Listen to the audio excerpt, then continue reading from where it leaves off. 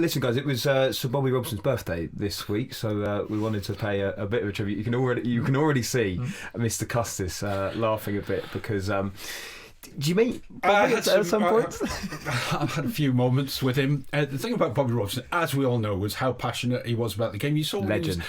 When he was England manager, how he took on journalists when he was England manager. They gave him criticism, he gave it back, and I did experience it firsthand. It was, you've got to go back a bit, 2003, and I had to look it up just before the show, all the details of it to remind myself. But basically, I'd written an article critical of Newcastle, and in the middle of this article, it said they had so many factions within the squad, they needed 4 different dressing rooms for the various factions. It's in the middle of a piece, it's not even a headline.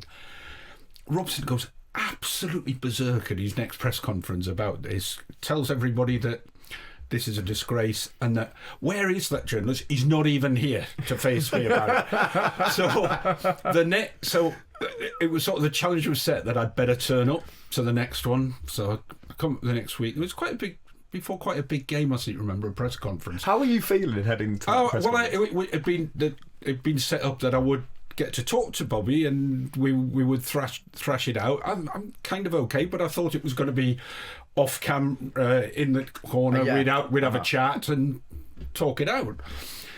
Instead, he does this press conference and the TV and the radio got to interview him, and he ended up going off about me having done this story about the fact there were loads of different factions. And when the reporters came out, and I'll never forget the two of them, one of them was my mate Jeff Brown, who worked on BBC North East, who I'd worked with when I was on the Journal, and he goes, "Shaun, I'm sorry, but it's great stuff, it'll have to go on air." And then David Craig of Sky comes out and he goes, "It's brilliant, he's absolutely slaughtered you." And I'm like, "Thanks very much." So I then get summoned to go and see Bobby in that side office off to the left of the press conference place, and we sit down. He goes, "Right, son, they tell me you're a Newcastle fan, but you're not, are you? What sort of a Newcastle fan are you when you write this sort of rubbish?" Wow. And he goes through it. Who are the cliques? Who's in which clique? Go on, name them. Right, who's causing trouble? Right, go on, tell me. So we proceeded to have a fair old discussion about this. He says, "Anyway, what's your pedigree with North East football?" And I sort of said, "I used to go and watch Newcastle." "Yeah, I remember that match.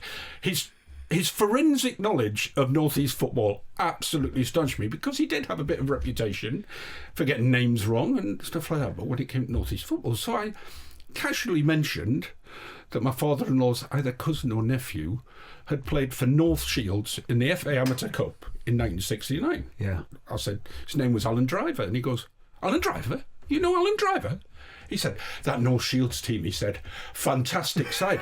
And he proceeded to reel off the team from the 1969 FA Amateur Cup final, which beat Sutton 2-1. Now, I can't absolutely vouch for whether he got it right, but he said it really quickly. Yeah. He says, "Oh, what team?" He says, "Let me tell you about amateur football in this region, why I love football so much around here." Honestly, it was an education for half an hour, and he loved chatting about it. And in the end, I got an interview with him for myself. I walked out with an exclusive interview, which I was able to run at the weekend, but I had to go through quite a lot of pain to get to that point. But it was all smiles at the end, was it? Yeah, but it was to the point where there's an industry magazine called Press Gazette, and it was on the front page of Press Gazette. Robson calls out some reporter for saying that there were cliques at Newcastle. It was a pretty lively week. Oh, wow. I never thought I'd like him more. But that's incredible, isn't it? Yeah. I'd love to know who was in those cliques as well. But yeah, I mean, we've said it here. And it's just amazing hearing that kind of story. And it just shows, doesn't it, so much about the passion and the character and just the man he was as well, Jack. You know, City made guy who just sort of transcended football, really. You know, I can't think of anyone who's got a bad word to say about him. I think when everyone ever speaks about him, one thing I always think about is Mourinho. You know, Mourinho's got an affinity for Newcastle, calls himself a little magpie because of his time with Sir Bobby Robson. You know, it shows that wherever he went, all of the clubs he managed, England, what have you, he touched people's hearts. He made a difference wherever he was. And if you think about that Newcastle team that he had, you know, he came in after, I suppose, like, we had the entertainers, and then there was a bit of a dip with Ruud Gullit. shambolic, really, appointment and how it all ended and stuff. And look, he turned Newcastle into a Champions League team. He did, but by the time he was leaving, there weren't many Newcastle fans who thought it was the wrong decision. That he No, I know, and I think a lot of people regret that, don't they? To be fair, because Freddie Shepherd certainly regretted it, didn't he? Well, He said, you've got to know what happened after. I mean, Graham Souness comes in, tears the Newcastle team apart. yeah, but there was kind of a feeling that it had run Its course, yeah.